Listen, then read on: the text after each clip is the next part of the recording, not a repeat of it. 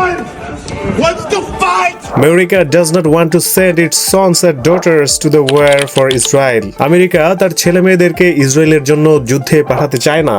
আমেরিকার senate armed service কমিটিতে বসে এক গুরুত্বপূর্ণ শুনানিতে এমন বক্তব্য দিলেন একজন মার্কিন মেরিন সার্জেন্ট ব্রেইন ম্যাকগিনিস। এর থেকে বোঝা যায় ইরান স্নায়ুর যুদ্ধে এক ধাপ এগিয়ে গেছে।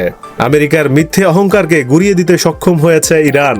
ঘটনার পর সাথে সাথে 3 জন ক্যাপিটাল পুলিশ অফিসার ঝাঁপিয়ে পড়লেন ম্যাকগিনিসের উপর, কিন্তু ম্যাকগিনিস যেতে রাজি না। তিনি দরজার চৌকাঠ আঁকড়ে ধরলেন 2 হাত দিয়ে। এক পর্যায়ে তার হাত চৌকাঠে আটকে যায়। তখনও ক্যাপিটাল পুলিশ তাকে টানাহেঁচড়া করতে থাকলে তার হাত থেকে একটা কট করে শব্দ হয়, যেটা পুরো হল রুমে শোনা গেছে। ম্যাকগিনিসের হাত ভেঙে গেছে।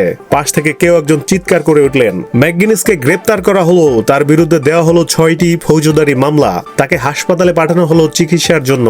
এই মানুষটা আমেরিকার হয়ে যুদ্ধ করেছিলেন, দেশের জন্য জীবন বাজি রেখেছিলেন। আজ সেই দেশই তাকে মাটিতে ফেলে দিল, কারণ শুধু সে বলেছিল কেউ এই যুদ্ধে মরতে চায় না। ভাবুন তো একবার, এটাই কি গণতন্ত্র?